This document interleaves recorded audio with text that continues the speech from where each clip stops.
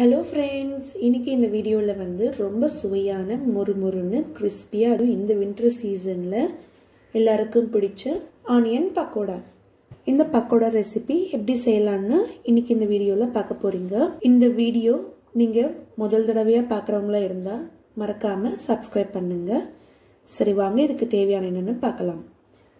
இது பாத்தீங்கன்னா கடலை பருப்பு மாவு 1/2 kg, ஒரு 4 பெரிய சைஸ் வெங்காயம் கட் பண்ணி அதில் ஆட் பண்ணிக்கிறேன். அப்புறம் 4 பெரிய சைஸ் பச்சை மிளகாய், கொஞ்சம் இஞ்சி பூண்டு பேஸ்ட்டு, தேவையான அளவுக்கு கருவேப்பிலை.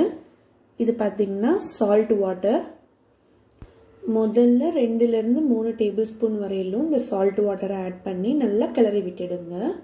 ரொம்பவும் வாட்டர் ஆட் பண்ணிடவும் கூடாது, கொஞ்சம் கொஞ்சமாக மெல்லமாக ஆட் பண்ணிடுங்க. இது பார்த்தீங்கன்னா ரொம்ப தண்ணியாகவும் இருக்கக்கூடாது, அதே சமயம் இப்படி பவுடராகவும் இருக்கக்கூடாது. இந்த மாதிரி பதமாக இப்படி இருக்கணும். உங்களுக்கு கிறிஸ்பியாக வேணும்னா இது கூட கொஞ்சம் அரிசி மாவையும் நீங்கள் ஆட் பண்ணிக்கலாம். இப்போ இதை வந்து சூடான எண்ணெயில் நம்ம பொரிக்க போகிறோம். பாருங்கள், எண்ணெய் ரொம்ப சூடாக இருக்குது. இப்போ இதில் வந்து கொஞ்சம் கொஞ்சமாக நான் இதில் ஆட் பண்ணிக்கிறேன்.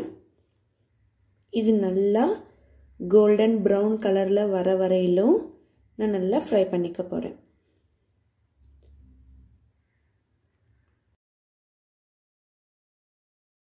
ஒரே தடவையாக எல்லாமே ஆட் பண்ணிங்கன்னா அப்புறம் எண்ணெய் நல்லா பொங்கி மேலே வந்துடும். அதனால் கொஞ்சமாக நீங்கள் ஆட் பண்ணிவிடுங்க. அதுக்கப்புறம் நீங்கள் இதை வந்து ஃப்ரை பண்ணி கோல்டன் ப்ரௌனில் வர வரையிலும் நல்லா ஃப்ரை பண்ணிவிட்டு அதுக்கப்புறமா நீங்கள் ஒரு பிளேட்டில் ட்ரான்ஸ்ஃபர் பண்ணிக்கோங்க. அதே சமயம் நீங்கள் ஃப்ரை பண்ணுறப்போ மீடியம் ஃப்ளேமில் வச்சுட்டு இதை நல்லா ஃப்ரை பண்ணிக்கோங்க. அப்போது நல்லா இருக்கும். ஹை ஃப்ளேமில் வச்சிங்கன்னா உடனே தீஞ்சிரும்.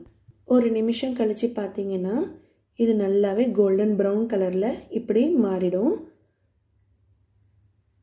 இப்போ இது பர்ஃபெக்ட் டைம். நம்ம அழகாக இதை வந்து எடுத்து ஒரு பிளேட்டில் ட்ரான்ஸ்ஃபர் பண்ணிக்கலாம். இந்த ஆனியன் பக்கோடா ரெசிபி வந்து வெறும் வின்டர் சீசன் மட்டும் கிடையாது, இது எல்லா சீசனுக்குமே இது ரொம்ப ஃபேமஸான ஒரு ரெசிபி. ப்ளஸ் ஈவினிங் ஸ்நாக்காகவும் இதை வந்து ரொம்ப விருப்பப்பட்டு சாப்பிடுவாங்க.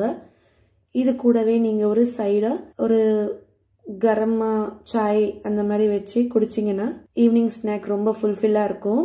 பாருங்க, இது கூட நீங்க டொமேட்டோ கெச்சப் கூட யூஸ் பண்ணி நீங்க சாப்பிடலாம். நீங்களும் இதே மாதிரி ஒரு தடவை ட்ரை பண்ணி பாருங்க, ரொம்ப டேஸ்டியா இருக்கும்.